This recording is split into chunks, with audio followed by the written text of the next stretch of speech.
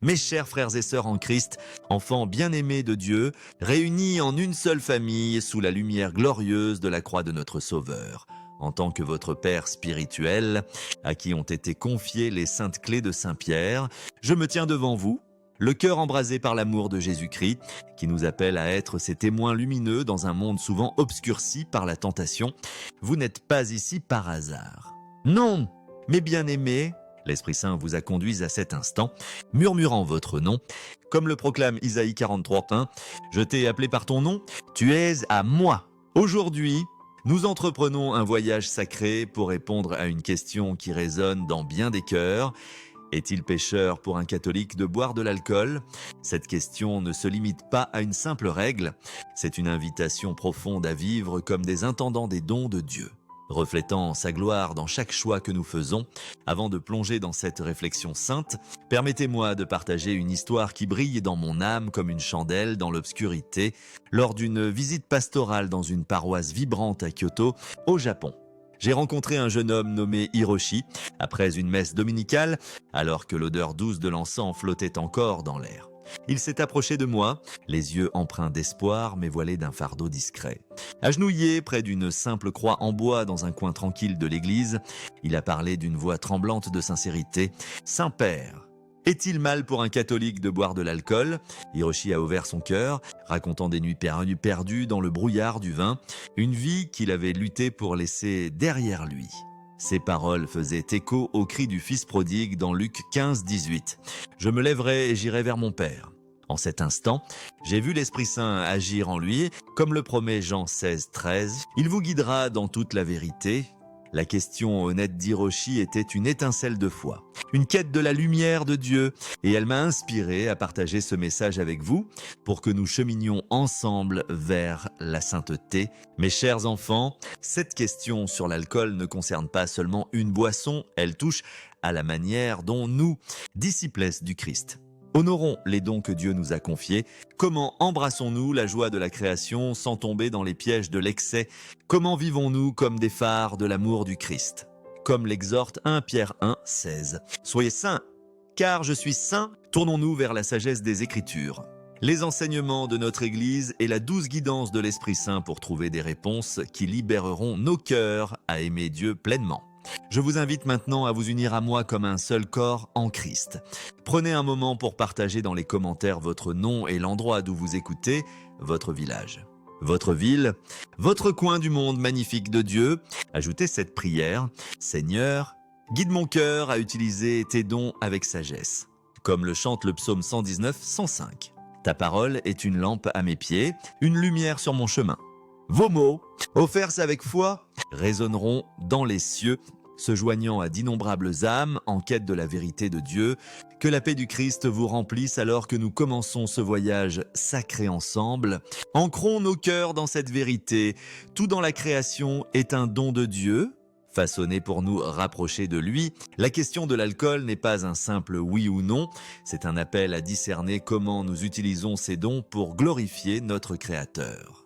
Les Écritures saintes, Mata, Beta, Tadescent, comme le déclare 2 Timothée 3:16, sont inspirés de Dieu et utiles pour enseigner, réprimander, corriger et former à la justice. Ouvrons leurs pages pour trouver la lumière que nous cherchons. D'abord, sachez ceci, boire de l'alcool n'est pas un péché, mais l'ivresse est une blessure grave contre la volonté de Dieu. Galates 5:21 nous avertit. Les œuvres de la chair sont évidentes, immoralité, impureté, idolâtrie, haine, discorde, jalousie, accès de colère, ambition égoïste, ivresse, orgies et autres semblables. Ceux qui vivent ainsi n'hériteront pas du royaume de Dieu. Paul, inspiré par l'Esprit Saint, citait l'ivresse parmi les péchés qui nous coupent du royaume de Dieu. Une vérité reprise dans 1 Corinthiens 6:10. Les ivrognes n'hériteront pas du royaume des cieux. Pourtant, Les Écritures ne condamnent pas la boisson en elle-même, c'est la perte de maîtrise de soi, l'abandon à l'excès, qui nous égare. Cela nous appelle à embrasser la tempérance. Une vertu cardinale qui, comme l'enseigne le catéchisme, modère nos désirs, gardant nos cœurs fixés sur Dieu, c'est cesser Isfartson. Pensez au premier miracle de Jésus à Cana, où, comme le raconte Jean 2, il transforme l'eau en vin, bénissant un mariage de joie. Ecclésiaste 9,7 nous invite « Bois ton vin avec un cœur joyeux ». Le psaume 104, 14, 15 loue Dieu pour le vin qui réjouit le cœur de l'homme. Même dans l'église primitive, le vin avait un usage médicinal, comme le conseille 1 Timothée 5, 23. Prends un peu de vin à cause de ton estomac. Ces versets montrent l'alcool comme un don de Dieu, destiné à apporter de la joie lorsqu'il est reçu avec gratitude. Mais les Écritures lancent aussi un avertissement, comme le peint Proverbe 23, 29, 33. Qui a du malheur? Qui a du chagrin? Ceux qui s'attardent sur le vin ne regardent pas le vin quand il est rouge, quand il pétille dans la coupe. À la fin, ils mordent comme un serpent et piquent comme une vipère. Ces mots sont un appel sobre à nous protéger du pouvoir de l'alcool, à nous piéger. J'ai vu cette douleur dans des paroisses du monde entier, des familles brisées, des enfants en larmes, des vies détruites par l'addiction. La lutte d'Hiroshi n'est qu'une parmi tant d'autres, mais tiens. Un rappel qu'un don peut devenir une chaîne s'il n'est pas tenu avec révérence. Prenez un moment et demandez-vous « Comment puis-je recevoir les dons de Dieu avec un cœur reconnaissant tout en restant vigilant contre leur mésusage ?» Cela nous conduit à notre deuxième vérité. Boire doit respecter les lois de l'autorité civile établies par Dieu. Romains 2 ordonne que chacun se soumette aux autorités en place, car il n'y a d'autorité que par Dieu. Celui qui s'oppose à l'autorité s'oppose à l'ordre établi par Dieu. En tant que catholiques, nous honorons les lois du pays car elles reflètent l'ordre de Dieu, comme l'exhorte Tite 3:1. Soyez obéissants aux dirigeants et aux autorités. L'obéissance n'est pas une simple conformité, c'est un acte de foi, une confiance dans le plan de Dieu. Comme le promet Jean 8:32, vous connaîtrez la vérité et la vérité vous rendra libre. Si votre pays fixe l'âge légal pour boire à 21 ans, boire avant cela est un péché contre l'ordre humain et divin. Je me souviens d'une jeune femme à Buenos Aires, âgée de 19 ans, qui luttait avec cela, tentait de boire avec des amis. Elle a cherché les conseils de son prêtre et a choisi l'obéissance, trouvant la paix dans la volonté de Dieu. Son histoire montre que l'obéissance est une liberté, un chemin vers la joie. Honorons les lois qui nous guident. Montrant au monde notre foi en action, cette obéissance nous mène à notre troisième vérité. Nous devons nous demander si boire sert le bien de notre âme. 1 Corinthiens 6:9 nous met au défi. Tout m'est permis, mais tout n'est pas utile. Je ne me laisserai dominer par rien. Ce choix me rapproche-t-il de Jésus ou risque-t-il d'enchaîner mon cœur? Pour Hiroshi, l'alcool était un faux refuge, une évasion momentanée de la douleur. Dans une paroisse à Naples, j'ai rencontré Maria, une femme qui s'est tournée vers le vin après avoir perdu son mari. Chaque verre atténuait son chagrin, mais le matin n'apportait aucun soulagement, seulement des regrets. Son cœur s'alourdissait jusqu'à ce qu'elle se tourne vers la prière, trouvant la vraie paix en Dieu. Comme le déclare le psaume 46:1. Dieu est notre refuge et notre force et notre terre à force. Un secours toujours présent dans la détresse. Pourquoi cherchons-nous du réconfort dans des choses éphémères alors que notre Sauveur offre une paix éternelle? Philippiens 4:13 nous rappelle « Je puis tout par celui qui me fortifie ». La vraie liberté n'est pas seulement de dire oui à un verre, c'est le pouvoir de dire non, ancré dans l'amour de Jésus.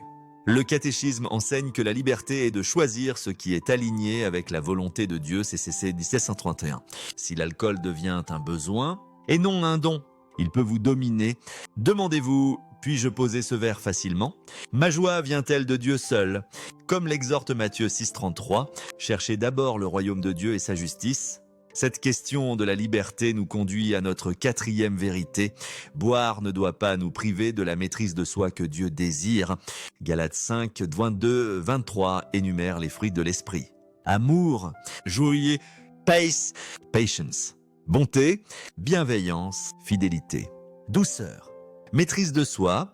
La maîtrise de soi est un don nous permettant de vivre comme disciples du Christ. Proverbes 12:1 avertit. Le vin est moqueur. Les boissons fortes querelleuses, quiconque s'y égare n'est pas sage. Éphésiens 5,18 exhorte « Ne vous enivrez pas de vin, cela mène à la débauche, soyez plutôt remplis de l'esprit ». Imaginez un capitaine naviguant sur une mer agitée, s'il perd le contrôle, le navire dévie, mettant tous en danger. Il en va de même pour nous, boire excessivement obscurcit notre esprit, attise des passions imprudentes et risque de nuire. À Dublin, j'ai rencontré un homme dont l'alcoolisme a blessé sa famille. Son chemin vers la sobriété a commencé par une seule confession. Abandonnant ses luttes à la miséricorde de Dieu, son histoire montre que la maîtrise de soi est une liberté, pas une chaîne. Le catéchisme nous rappelle que la tempérance garde nos désirs en échec. Honorant notre dignité d'enfant de Dieu CCC 1809, vivons avec clarté. Comme l'exhorte 1 Corinthiens 10:31. Faites tout pour la gloire de Dieu, mais nos choix ne nous affectent pas seuls. Cela nous amène à notre 5e vérité. Notre consommation d'alcool ne doit pas faire trébucher nos frères et sœurs. Bond Corinthiens 9 y met en garde. Prenez garde que votre liberté ne devienne une occasion de chute pour les faibles. Paul enseignait que certains chrétiens, à la conscience fragile, luttaient avec certaines libertés. Des actions imprudentes pouvaient les conduire au péché. Comme l'avertit 1 Corinthiens 8:12, en péchant ainsi contre vos frères, vous blessez leur conscience faible. Romains 14:13 exhorte « Ne mettez pas d'obstacles sur le chemin de votre frère ». Les amis d'Hiroshi à Kyoto ont montré cet amour, demandant si leur consommation risquait de le tenter. Leur sollicitude reflétait l'appel du Christ à la charité, comme le dit Romains 12:10. « Aimez-vous les uns les autres d'une affection fraternelle ». À San Paulo, un père buvait occasionnellement lors de réunions familiales, ignorant que ses actions tentaient de son fils, un ancien dépendant. Lorsqu'il a appris la vérité, son cœur s'est brisé. En tant que catholiques, nous sommes un seul corps en Christ, comme le déclare Romains 12:5. Nous, bien que nombreux, formons un seul corps en Christ. Nos choix ont des répercussions. Avez-vous considéré l'impact de vos actions sur les autres saints ? L'Église enseigne que nous sommes les gardiens de nos frères CCC 953. Si votre consommation risque de pousser quelqu'un au péché, surtout un dépendant, choisissez l'amour plutôt que la liberté. À Nairobi, une femme s'abstenait d'alcool lors des événements villageois. Sachant que beaucoup luttaient contre l'addiction, son sacrifice était un acte d'amour discret. Écho de la croix du Christ ? Suivons son exemple, veillant à ce que notre liberté ne nuise pas à autrui, comme le rappelle 1 Corinthiens 13:5. L'amour ne cherche pas son propre intérêt. Cet amour nous conduit à notre 6e vérité. Boire peut aller contre une conviction que Dieu a placée dans votre cœur. Romains 14:23 explique.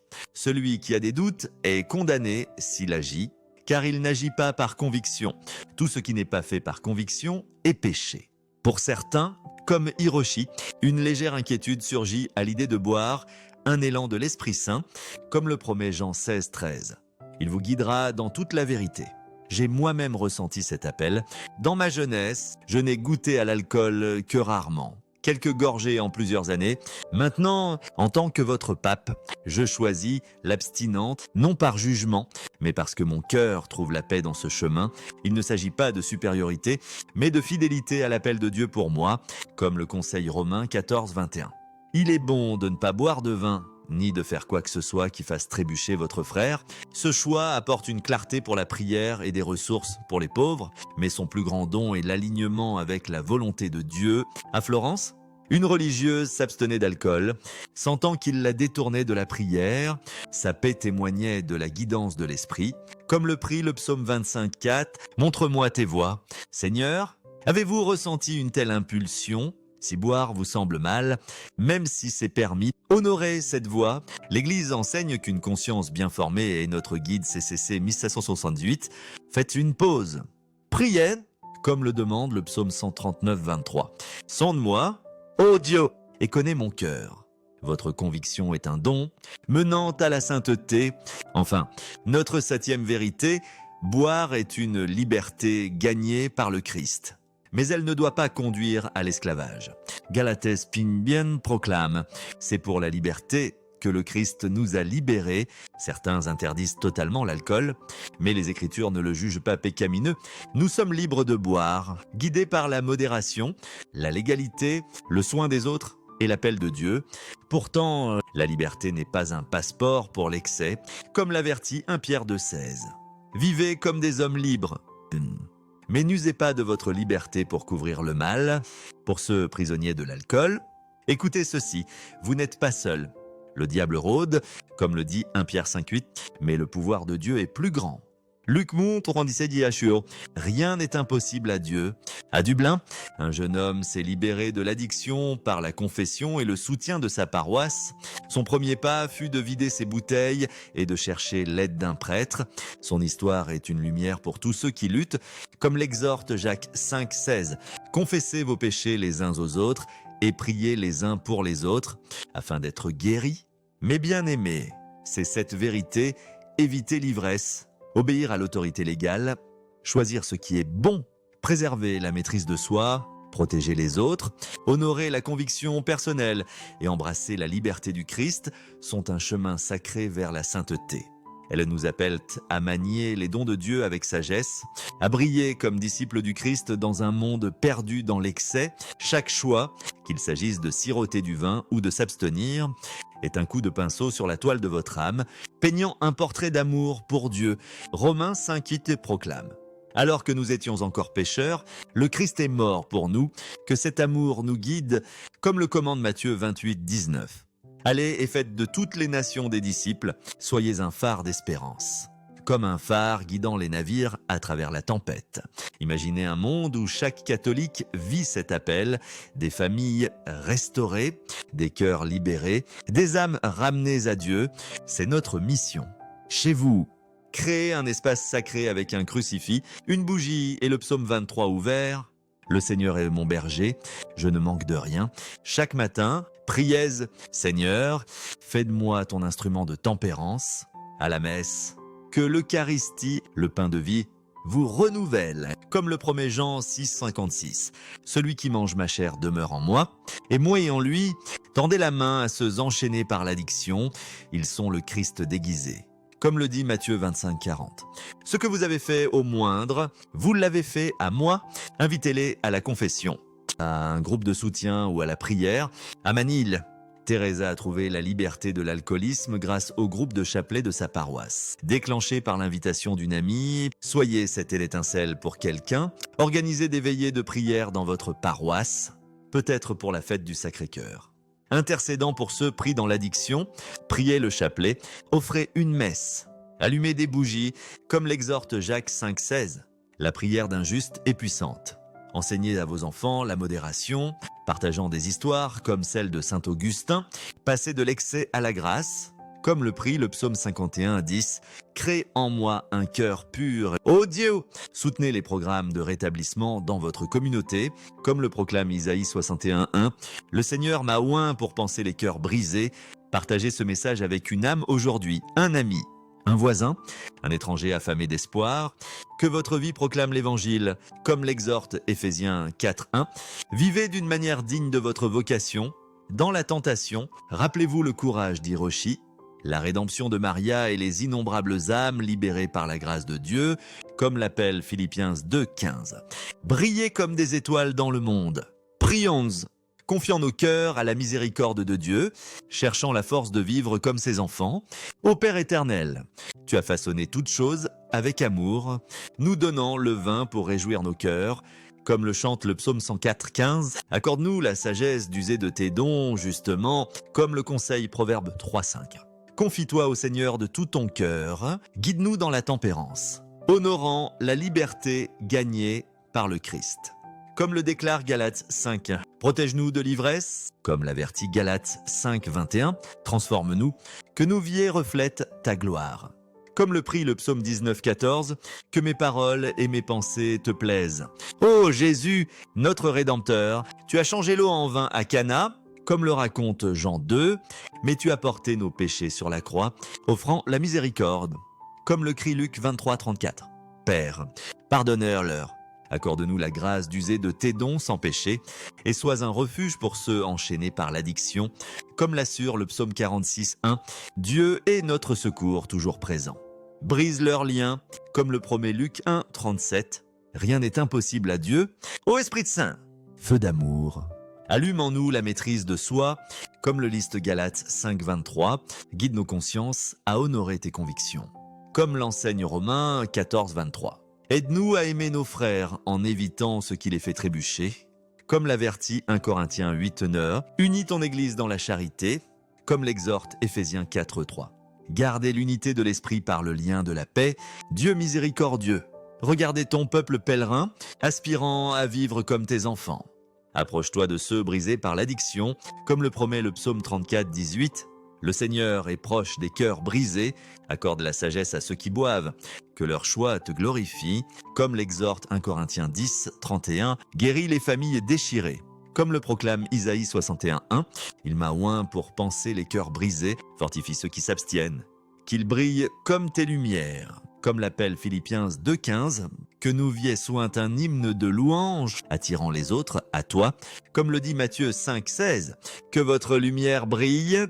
Nous le demandons par Jésus-Christ, notre Seigneur, qui vit et règne avec toi et l'Esprit Saint, un seul Dieu, pour toujours. Amen.